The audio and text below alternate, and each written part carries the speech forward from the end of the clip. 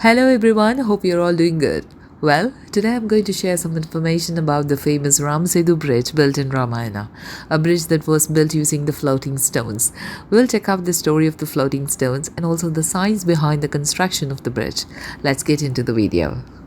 It is well known that during the war between Ram and Ravan, the monkeys helped in building a stone bridge over the sea upon Lanka. Well, what is not well known is the work of the two monkeys, Nalan and Neelan. They were the ones who threw the stones in the water and made it float. It took 5 days to build by 10 million Vanaras under the supervision of architects Nalan and Neelan. The age and structure of Ramasetu Bridge is 1.7 million years old. It is believed that Ramasetu is made up of a chain of limestone shells. It is 30 km long and 3 km wide. It starts from Dhanushkodi tip of India's Palman Island and ends at Sri Lanka's Mannar Island. Sea in these areas is very shallow.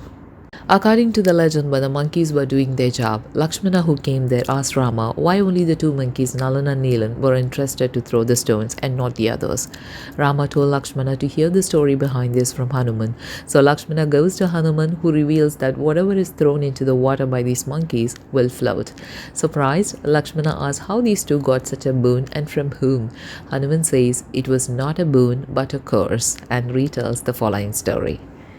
Once there was a saint named Sudakshana. He regularly did puja using salagramam. Salagramam is a method of prayer where people collect shiny pebbles from the riverbed and use it to pray to Lord Shiva. Saint Sudakshana collected pebbles for his prayers and kept them in a box.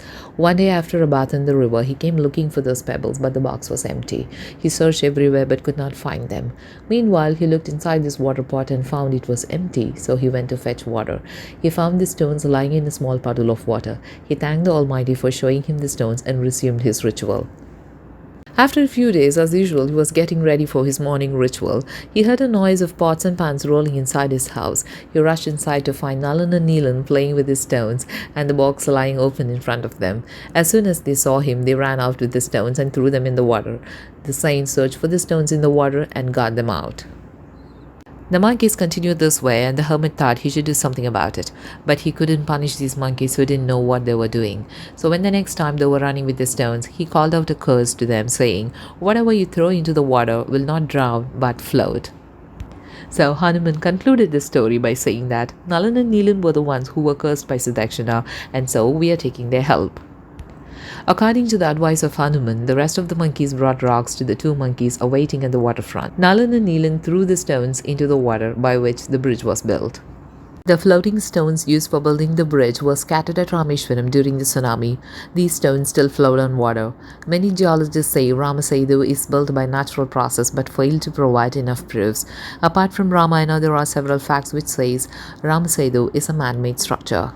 However, battle between science and spirituality is running over a decade. Science relies on logics, facts, and proofs, whereas spirituality is largely related to belief. According to Hindus, Ram Sethu Bridge is built by Lord Ram across the sea with the help of the Vanaras. According to the science, there is explanation why stones float on water and why Ram Sethu is underwater today. If air is trapped within a shell of silica, it would look like a stone but would actually be very light and would thus float. Another example is ice. When you put an ice cube inside a glass of water, it would float and after some time it sinks. Another prime example is a pumice stone. Pumice is one such stone that floats on water.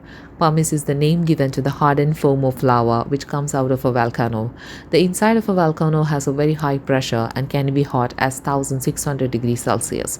When the lava comes out of the volcano, it meets the cool air or sometimes the seawater which is around 25 degrees Celsius. Due to temperature change, it freezes immediately and pumice is full of air bubbles. It is less denser than water. So in the beginning it will float, but in time water will enter the bubbles driving out the air. Slowly the pumice sinks. This also explains why the Ram Sethu is underwater today. Pumice does not float forever. However, this theory is not 100% correct.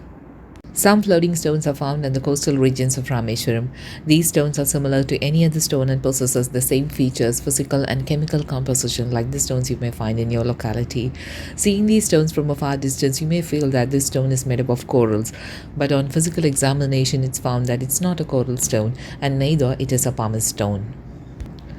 There are no volcano near Rameshwaram, nor is there any evidence which claims the existence of volcano in the area surrounding Rameshwaram over the last few millions of years. Also, the floating stones of Rameshwaram are not lightweighted like the pumice rocks and doesn't have the same chemical composition similar to the pumice rocks. It might be possible that this is some special kind of a heavy pumice rocks found only at Rameshwaram, but if this would have been the case, then it would have been confirmed by the Indian archaeologists. According to the visitors, some of the stones do look like pumice but are extremely heavy to be called as a pumice. Also, pumice rocks are white or creamish in color, but there are many black stones floating in Rameshwaram. This bridge made up of floating stones can still be seen between India and Sri Lanka from Rameshwaram, the place where Lord Ram prayed to Lord Shiva and started the construction of the bridge. Since this story is very old and unproven, many historians, scientists, and archaeologists deny accepting the fact that this bridge was built by Lord Ram, but at the same time, they are unable to explain the concept of floating stones found in Rameshwaram. Scientists have been claiming far and wide that the stones of Ram Sethu are actually a coral formation. NASA scientists even released a photo where they claim that the Ram Sethu underwater bridge to be a coral formation. There's nothing like floating coral because coral is calcium carbonate and its chemical composition is too dense to float on water. Geologists claim that after years of formation of layers on waterbed, coral stones are formed within the layer, but when they were asked why these stones were formed only in Rameshwaram and nowhere else, there were no answers. Also, coral stone doesn't occur naturally in the sea, they occur only on hard surface. Until the scientists come up with a convincible theory, maybe we can consider Ram Sethu as an engineering masterpiece. The technology once existed to make stones float on water, and the architects like Nalan and Neelan were too advanced in building a bridge from India to Sri Lanka within 5 days with the help of dedicated workforce of millions of Vanaras. NASA said the image may well be ours, but the interpretation is not certainly ours. Remote sensing images or photographs from orbit cannot provide direct information about the origin or age of a chain of islands, and certainly cannot determine whether humans were involved in producing any of the patterns seen. Thank you for watching this video. Hope this video is informative for you. If you like the video, please like and subscribe and say your valuable suggestions in the comment section. See you all in the next video. Until then, bye. Take care.